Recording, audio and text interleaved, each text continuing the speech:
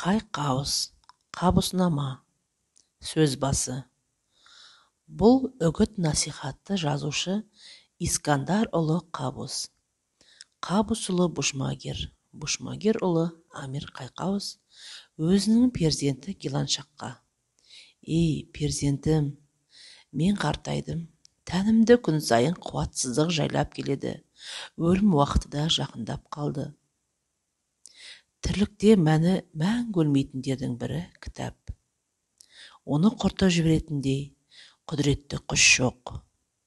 Мен өзімнің төрімнен көрім жақын екенін сезіп, өлім жарлығы қолыма тимей тұрған шақта білген ақыл кеңесімді кітапқа жазғым келді.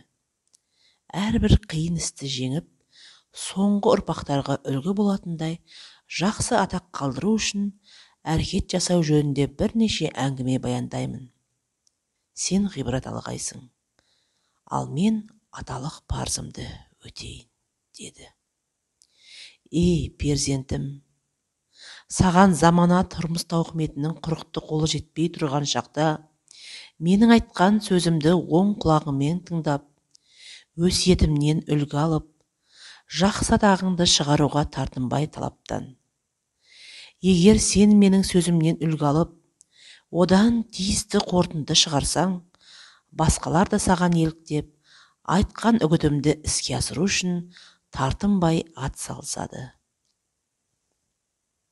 Байқасақ, көптеген жастар замананың заңды талабының өзі осы деп, атасының үгіт насихатын тыңдамайды. Түсінбеушіліктен өздерін өзгеден артық, білімдар есептеп, өкініші мол менмендіктің құрсауында жүргенін сезбейді.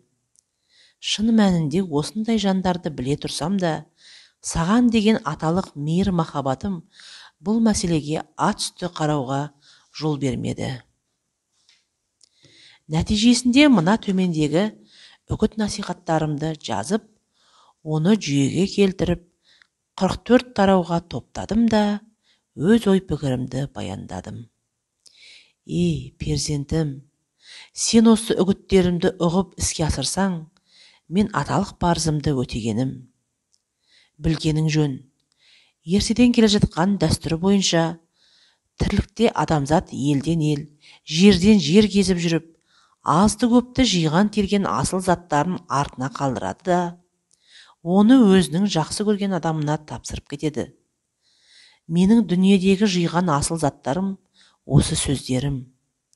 Ал жақсы көрген адамым да, үмітім де өзіңсің. Сондықтан бар асылымды өзіңе тапсырдым. Сен оны дұрыс пайдаланып, қисық жолға қадам баспағайсың. Ей, перзентім, қай жағынан болса да сенің тегің таза, ұлық еді. Бабаң Мәлік Шамсол Маули Қабус ұлы Бушмагир, Ақшақ Фархаданның немересі Ақшақ Фархадан Қайғисыраулдың заманында Гилан елінің патшасы болған. Гилан мемлекеті сенің ата-бабаңа Ақшақ Фархаданның мұра болып қалды. Менің анамның анасы сенің нағашы әжең Марзбаннама дейтін кітапты жазған. Патшазада Әл-Марзбаннан туған Рүстем ұлы Шарбеннің қызы еді.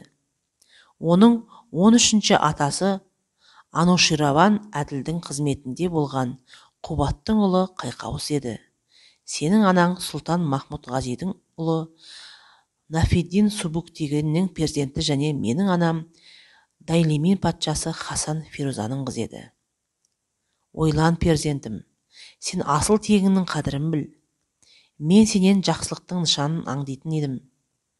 Солай болса да, саған бұл сөздерді ұқтырудың өзімнің міндетім деп түсіндім. Ей, перзентім, менің ақыретке кету сапарым жақын екенін хабардар бол. Сен де менің соңымнан тез жететініңді түсін. Бұл дүние, мысалы бір зияратхана.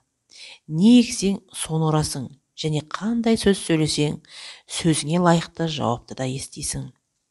Бұл дүниеде ар намысы мол, зердері адамдардың бағасы жолбарыстың құнындай.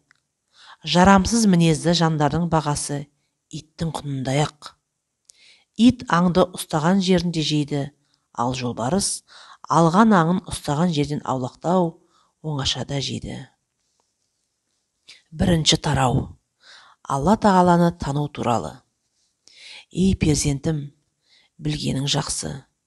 Алла тағаланың бірлігін тану жайлы бірнеше сөзді саған бұрында айтқанмын.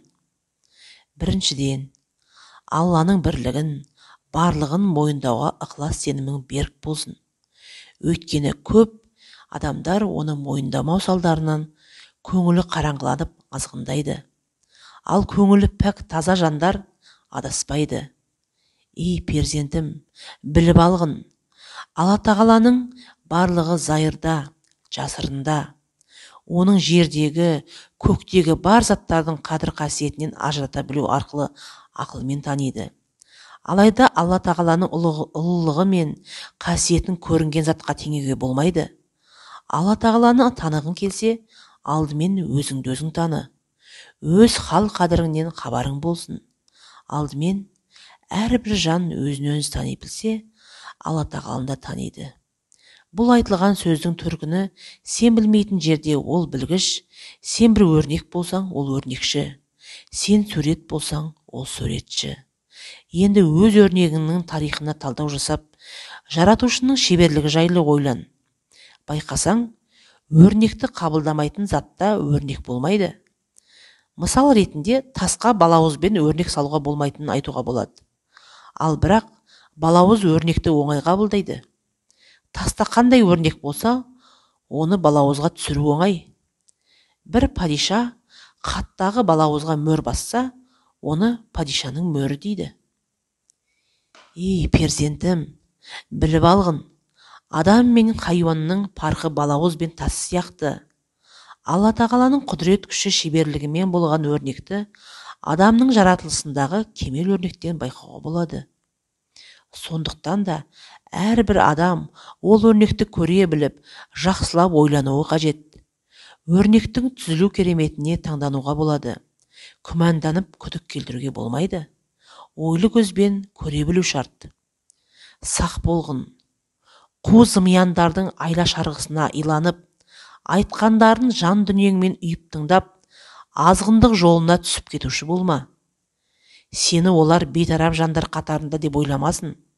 Өйткені бейтараптықты жақтайтын солқылдақ жандардың заманының зәйіліне қарай бейімделгіш келеді. Олардың ой пікірін қате деп түсінгін. Мәселенің шындығына жүгінсек, замана өзгеріп тұратын құбылыс. Аңдасаң, әрбір нәрсенің келуімен басталып, кетумен аяқталатыны белгілі.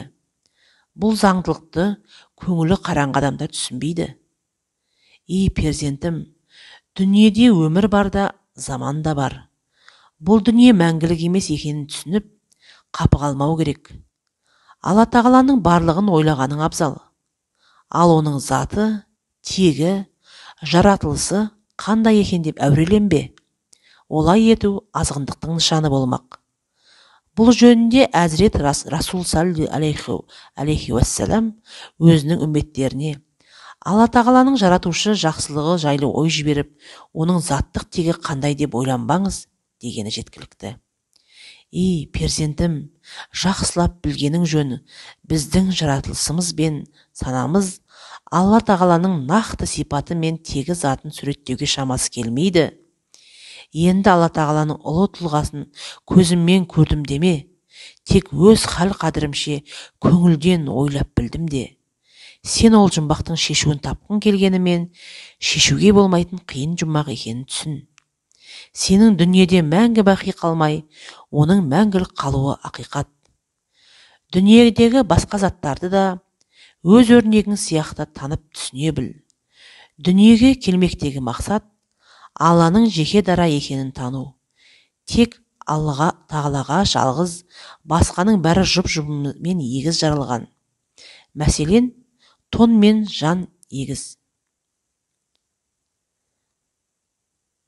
Алыс пен жақын, жиырылу, тарғалу, түс тұлға, асыл тектілік сияқтылардың бәрі жұптылықтың белгілері. Тек бір Алла тағалаға жалғыздық жарасады. Демек, Алла тағалаға теңдес еш нәрсе жоқ. екенін жақсылап түйіп алғын.